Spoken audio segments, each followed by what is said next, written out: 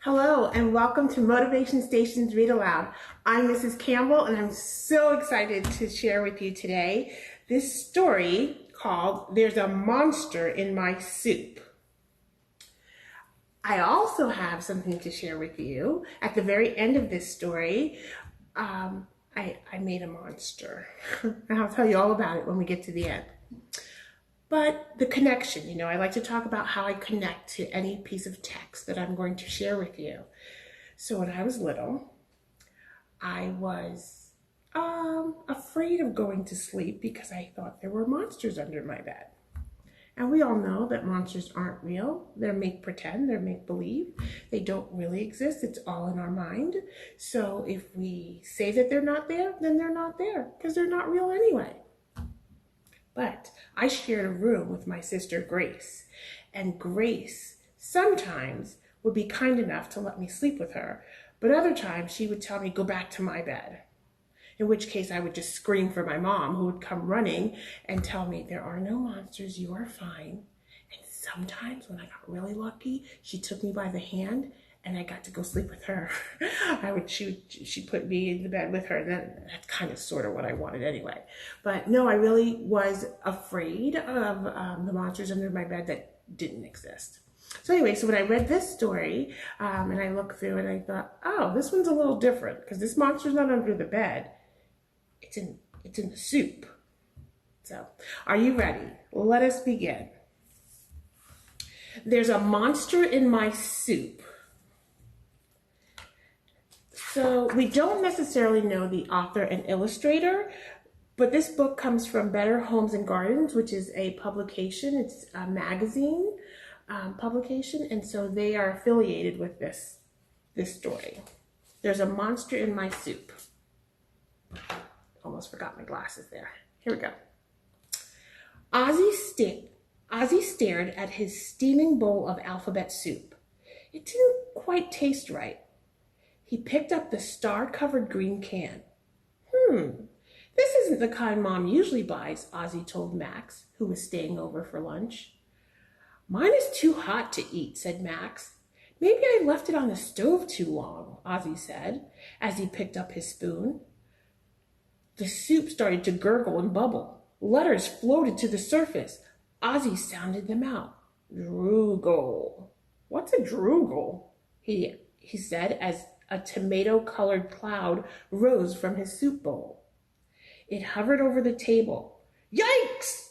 Gasped Ozzy, and he quickly backed away.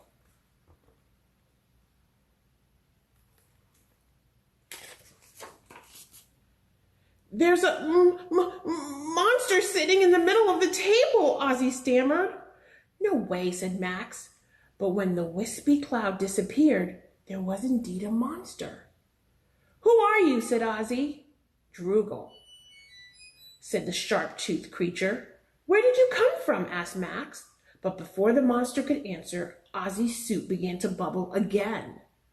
More letters floated to the top. Bleeze it, read Ozzy.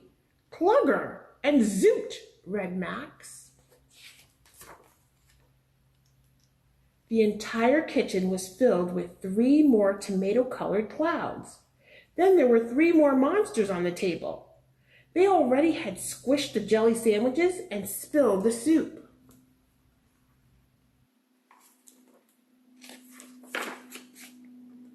What do you want? Asked Ozzy. Lunch, said Droogle. We're hungry.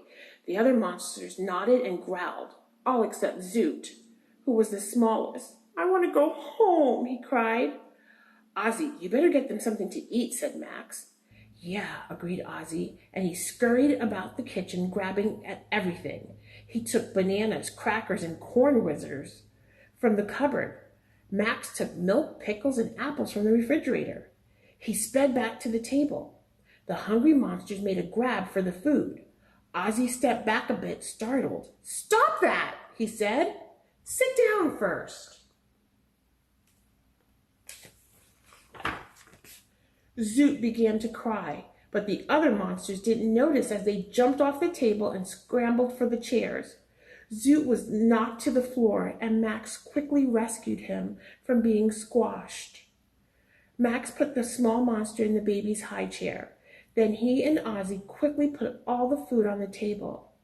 The bigger monsters dived at it. They gulped and grabbed at the food. Poor little Zoot got nothing, and he hooted and hollered until Max made him a jelly sandwich all his own.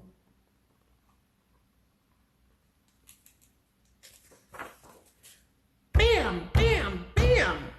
When the food was gone, the monsters began to bang on the table with their fists. "Arrgh! We want more!" shouted Plugger.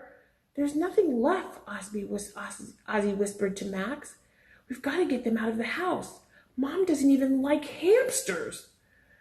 "We've still got the bag of corn whizzers," Max said. "I have an idea." He handed the bag to Ozzy. "Scatter these on the floor and head for the door."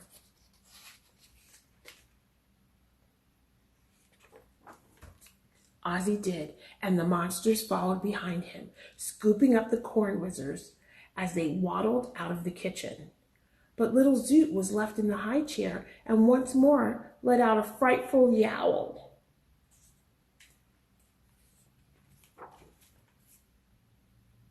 Max carried Zoot to the backyard. "Maybe we could play a game," he said as he tried to put the baby monster down, but Zoot clung tightly to Max's shirt. Ozzy rolled his eyes to the sky. "Oh, sure," said Ozzy. "I can just see us playing hide-and-go-seek with monsters." But Droogle jumped up and down, and Plugger wiggled his little pointed ears and clapped his paws. "Hide and seek!" yelled Gleezit. "You're it!" shrieked Droogle, pointing at Max. Ozzy looked helplessly at Max as he and the monsters scattered throughout the yard. Max and Zoot leaned against a tree and began to count.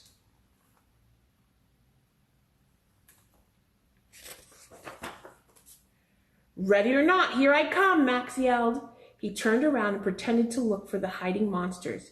He could see tails sticking out from behind trees and horns poking up through bushes, but Max ignored them all, and only looked in places that were too small for big monsters to hide. There must have been a way to make monsters disappear. There must be a way, Max thought. Zoot whimpered, "I want to go home." Max wiped away the small monster's tears. "I'll do my best," he said. "But how can I send you back? You're here by magic. I guess you'll have to disappear the same way." Then he remembered the strange star-covered green soup can Ozzy had been holding, and he ran for the kitchen.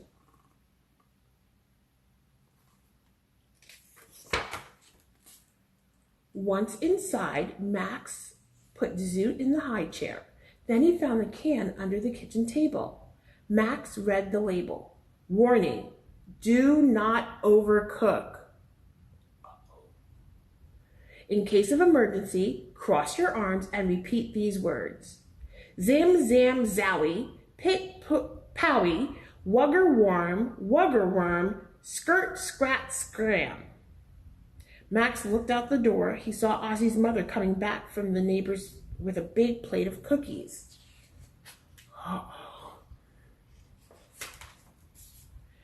As Ozzy's mother walked past the hiding monsters, they followed her, one by one. "Oops," said Max. "They must be hungry again. If this isn't an emergency, I don't know what is." And he crossed his arms and he said the silly words. When he peeked out the door once more, the monsters were gone.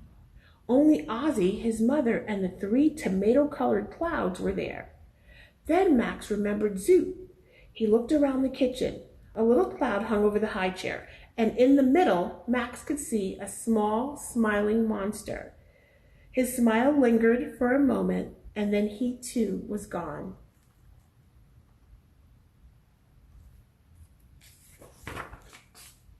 "Oh no, what a mess you boys make when you cook," said Ozzy's mother as she came through the door. And what do I smell?" Max stared at Ozzy, who had followed her into the kitchen. I think we overcooked the soup," said Max. Ozzy's mother looked at the empty soup can. "This isn't the kind I usually buy," she said, "but they had a big sale. I have 5 more cans. What must they not do when they heat up that soup? Do you remember? That's right. They can't overheat it because if they do, they'll have visitors again. All right, I hope you enjoyed that story. And as I mentioned, it's make-believe, it's fun, it's playful. And in the back of this book, it talks about some arts and crafts that you can do. It shows how you can make your own monster. And as I mentioned earlier, I was afraid of going to sleep because I was afraid of a monster under my bed. And the way in which I got past that is when my mom said that I should make my monster kind and friendly and funny instead, and that really made all the difference. So I want to show you some of the arts and crafts the book shares. A monster suit, where you use a paper bag and you create your own little monster there, and you can make it as fun as you'd like. A silly monster face, where you trace your hand and then you draw on it, and you can even add some different crafts, like I think they use macaroni and a button there, right? So you can paint, or you can just trace your hand and make a monster face. You can use a stick to make a monster puppet. And they show the different ways that you can do that if you have googly eyes, or even just paper and pencil, right? All right, so are you ready to see the one that I made? All right. So you know purple's my favorite color, so my monster had to have purple hair. So I have purple hair, I have a funny nose, and then I made my mouth out of cotton balls. What? You want me to put it on? Oh, okay. Just for you. Here we go. Here I am with my silly monster.